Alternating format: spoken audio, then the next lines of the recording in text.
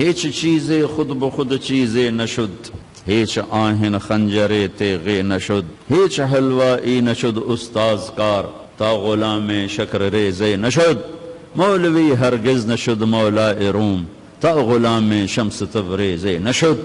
کیا خوبصورت.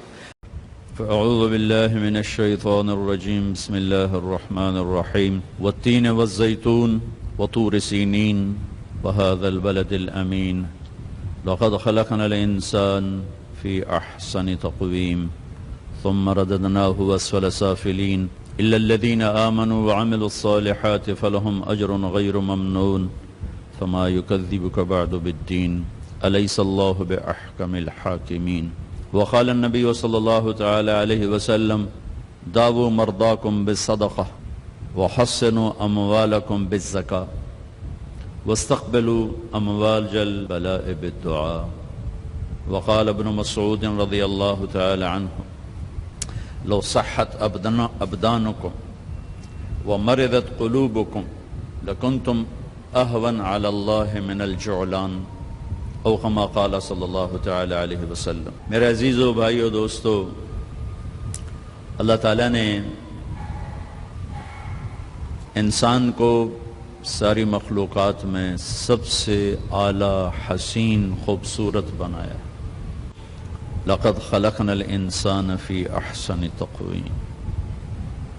اللہ اپنے بارے میں کہتا ہے فتبارک اللہ احسن الخالقین، کہ تمہارے رب جیسا خوبصورت خالق کوئی نہیں.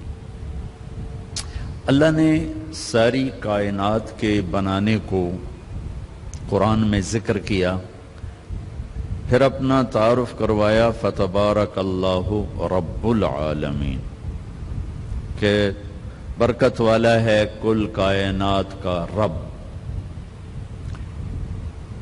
جب انسان اکیلے کے پیدائش کا ذکر کیا تو اپنا تعارف کروایا فتبارک اللہ احسن الخالقین، برکت والا ہے تمہارا اللہ جو سب سے خوبصورت خالق ہے. ان ربکم اللہ الذی، تمہارا رب اللہ کون؟ الذی خلق السماوات والارض فی 6 ایام، جس نے 6 دن میں کائنات بنائی. ثم استوى علی العرش، پھر عرش پہ استوا کیا. یغشی اللیل النہار، دن رات، یطلبہ حثیثا، دن رات کا نظام بنایا.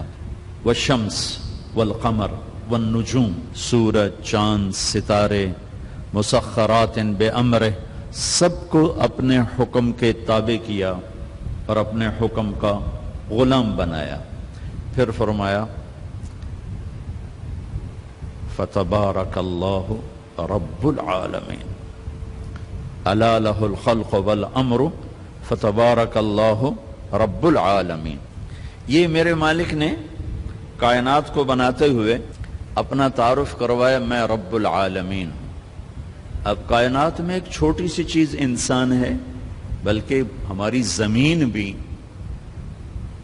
دیکھنے کے مقام پر نہیں. اگر ہم بہت اوپر چلے جائیں تو زمین نظر ہی نہیں آتی، بلکہ پورا سولر سسٹم ہی نظر نہیں آتا جو 7.5 ارب میل میں پھیلا ہوا ہے. تو اس میں انسان تو ایک نقطہ بھی نہیں ہے.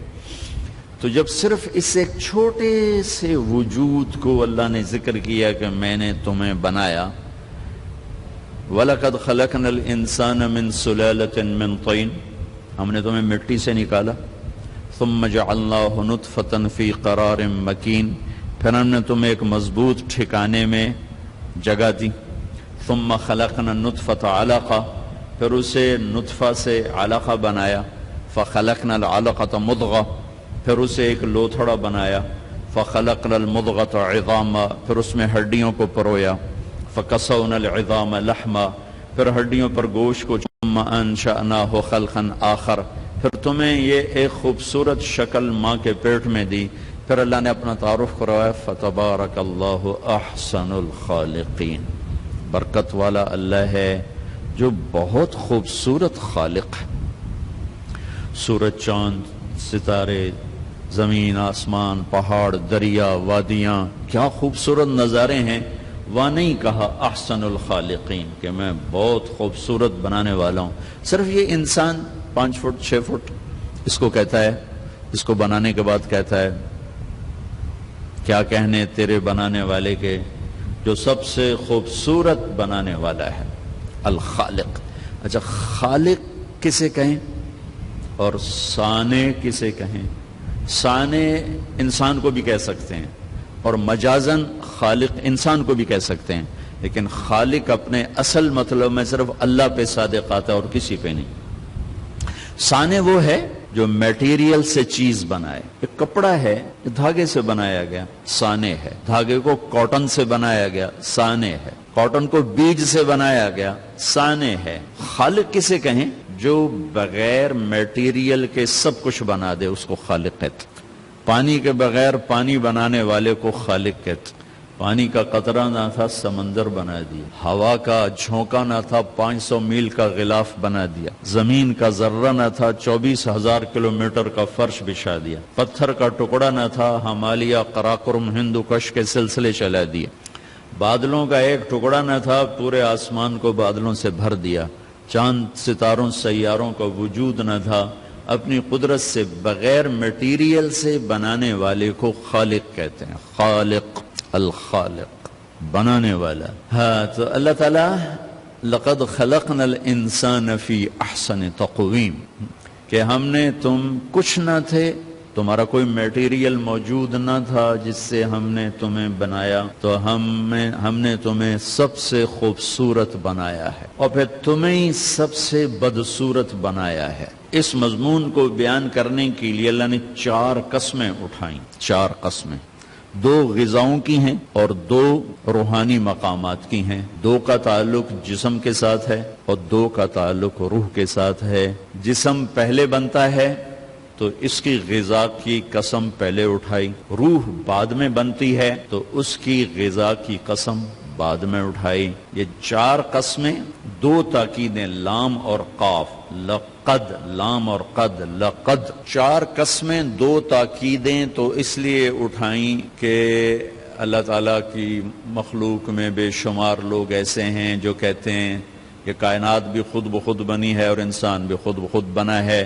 اس کا کچھ کہتے ہیں کوئی اینڈ نہیں، ایسے ہی چلتی رہے گی. کچھ کہتے ہیں بس ایسی بغیر کسی نتیجے کے ختم ہو جائے گی. یہ ہر دور میں تھے، آج بھی ہیں، آئندہ بھی رہیں گے. اس نظریے کو ڈارون نے بہت طاقت سے پیش کیا، اس کے ماننے والے بھی بے شمار پیدا ہو گئے. تو اللہ تعالیٰ نے 4 قسمیں اٹھا کر کہا کہ تم خود بخود نہیں بنے، بنائے گئے ہو. ہمارے شاعر اقبال رحمۃ اللہ علیہ، میں کہا ہمارے ان بچوں کو پتہ بھی نہیں ہوگا اقبال کون ہے. 96 میں انڈونیشیا گیا تو اس وقت وہاں عبوری حکومت تھی، اس کے صدر تھے جنرل حبیبی.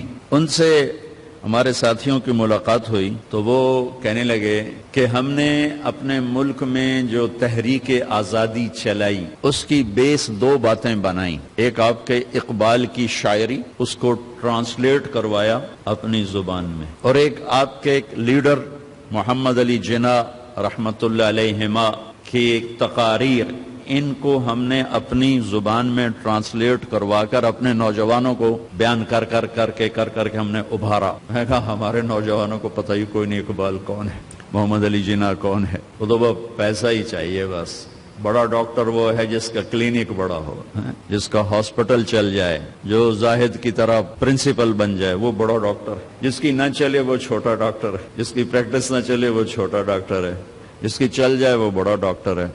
ہمارے شاعر اقبال نے کہا، آج سے 50 سال پہلے فارسی بہت زیادہ لکھی پڑھی جاتی تھی. فرماتے ہیں کوئی چیز خود بخود چیز نہیں بنتی، کوئی لوہا پڑے پڑے تلوار نہیں بنتا کہ 10 ملین سال گزرنے کے بعد لوہا خود بخود خنجر بن گیا، چھری بن گیا، تلوار بن گیا. کوئی آتا ہے جو اسے ڈھالتا ہے، پگھلاتا ہے اور بناتا ہے. پیدائشی طور پر کوئی ڈاکٹر نہیں ہوتا، وہ سیکھتا ہے تو ڈاکٹر بنتا ہے. پیدائشی طور پر کوئی حلوائی نہیں ہوتا، وہ سیکھتا ہے تو لڈو بنانا جانتا ہے. اور مولوی روم، مولانا روم نہ بنتا کبھی بھی اگر شمس تبریز کے ہاتھوں میں ہاتھ نہ دیتا. مجھے اس شعر کا بڑا مزہ آ رہا ہے کہ میں ابھی ترکی سے آ رہا ہوں، ترکی انگلینڈ ہماری جماعت گئی تھی تو میں قونیہ گیا، وہاں ہماری تشکیل نہیں تھی، لیکن میں نے کہا وہاں مولانا روم کے دربار پہ حاضری دینی، تو وہاں سے 900 کلومیٹر دور تھا، تو ہم فلائٹ لے کر گئے۔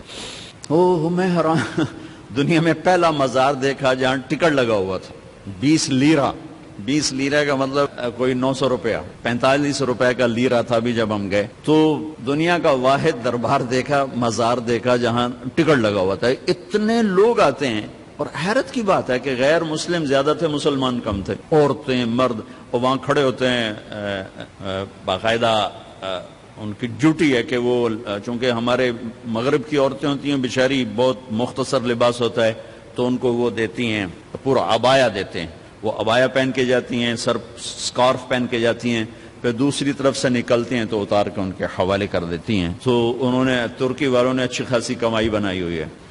تو وہاں حاضری ہوئی تو مجھے یہ شعر یاد، شمس تبریز بھی ساتھ ہی، ان کی قبر ساتھ ہے، وہاں بھی ہمیں لے گئے۔ مولانا روم بڑے علم والے تھے، لیکن وہی خشک علم تھا جس میں کوئی معرفت کی چاشنی نہیں تھی، سوز و ساز نہیں تھا، سوز و گداز نہیں تھا، عشق و محبت نہیں تھی، خالی قیل و قال تھا۔ جیسے آج قیل و قال نے ہمیں توڑ کے رکھ دیا، مسجد سے بھی نفرت کی وہ ہوا چلی کہ فرقہ واریت کی آگ ایسی بھڑکی کہ روزانہ لاشیں گر رہے ہیں، نہ مارنے والے کو پتا ہے میں کیا کر رہا ہوں، نہ مرنے والے کو پتا ہے مجھے کیوں مارا جا رہا ہے، اور اس کے پیچھے ممبر پر بیٹھنے والے کو اللہ کا نہیں پتا، اس کے اللہ کا رسول کا نہیں پتا، اس نے، اور خاص طور پر میرے بر صغیر میں اتنی نفرت ہے کہ ایک دوسرے کو سلام بھی نہیں کرتے، مصافحہ بھی نہیں کرتے، ایک دوسرے کے پیچھے نماز بھی نہیں پڑھتے، انتہا ہو گئی ہے نفرت کی۔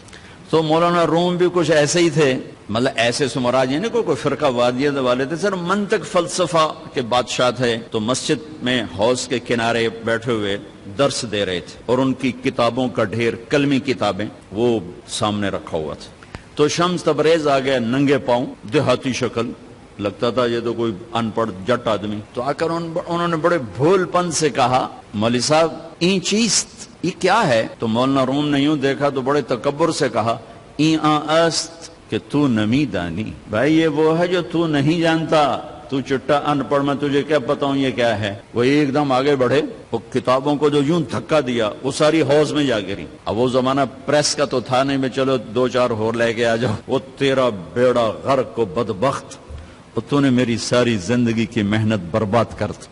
تو شمس تبریز مسکرائے اور حوض میں اترے، اور یوں ساری کتابیں خشک نکال کے باہر رکھ، ایک کاغذ نہیں بھیگا ہوا۔ یہ کرامات اولیاء ہے۔ مولانا روم، این چیست، یہ کیا ہے؟ تو انہوں نے مسکرا کے کہا، این است کہ تو نمی دانی، یہ وہ ہے جو تو نہیں جانتا۔ بس پھر مولوی روم مولانا روم بن گئے، انہیں فلسفے بھی بھول گئے۔ اس کو ہمارے شاعر خواجہ غلام فرید رحمت اللہ علیہ نے کہا ہے، سکھری تروش منصوری نو ہن ٹھپ رکھ کنز قدوری نو، ہادی نہ سمجھ ہدایہ کافی نہ سمجھ کفایہ، کر پرز شرع وقایا ایو دل قرآن کتابے۔ یہ ہماری زبان کی شاعری ہے سرائکی کی۔ مزدار قصہ تھا، آپ کو سنا دیا۔ کوئی چیز خود نہیں، تو اللہ تعالیٰ نے 4 قسمیں، 2 تاکیدیں کہ نہیں میں نے ہی تمہیں بنایا ہے، تم خود بخود نہیں بنے۔ ام خلقوا من غیر شیء، ایک اور آیت، کیا تم خود بخود بنے ہو؟ ام ہم الخالقون، کیا تم اپنی ذات کے بنانے والے خود ہو؟ نہیں، تمہارا بنانے والا وہو الخلاق العلیم، تیرا بنانے والا ایک زبردست خالق ہے۔ عاص بن وائل آیا، اس کے ہاتھ میں ایک ہڈی تھی ایسی پرانی، اس نے یہاں رکھی اور ایسے مسلا اس کو، وہ ساری چورا چورا ہو گئی اللہ کے نبی کے سامنے، پھر پھونک ماری، وہ ساری ہوا میں اڑ گئی۔ کہنے لگا، محمد تیرا رب اسے زندہ کرے گا؟ کیا تیرا رب اسے زندہ کرے گا؟ یہ تو ریت بن کے اڑ گئی۔ جبریل آ گئے فوراً کہ یا حبیب اللہ، یا رسول اللہ، میرے رب کا پیغام سنا دیں، پیغام سنا دیں۔ اولم یر الانسان انا خلقناہ من نطفۃ فاذا هو خصیم مبین۔ دیکھو دیکھو، جس کو میں نے گندے پانی سے بنایا آج مجھ سے مناظرے کرتا ہے، مجھ سے مناظرے کرتا ہے۔ وضرب لنا مثلا ونسی خلقہ، اور مجھے مثالیں دیتا ہے کہ اسے کون زندہ کرے گا، اور اپنی پیدائش بھول گیا۔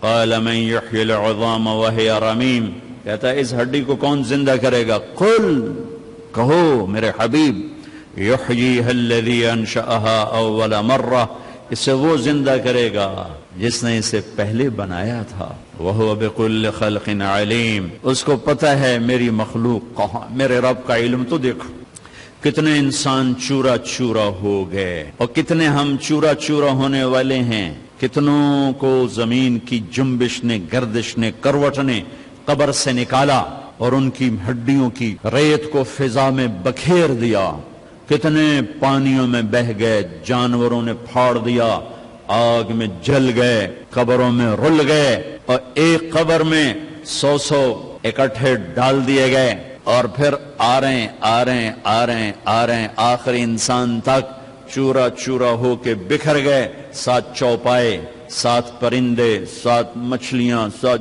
جانور، ساری کائنات کی زندہ چیزیں سب کٹھی ہیں، اور ایک رب کا حکم ہوگا فَإِذَا هُم مِّنَ الْأَجْدَاثِ إِلَىٰ رَبِّهِمْ يَنْسِلُونَ، اللہ ہم سب کو قبروں سے کھڑا کر کے زندہ کر کے دکھا دے۔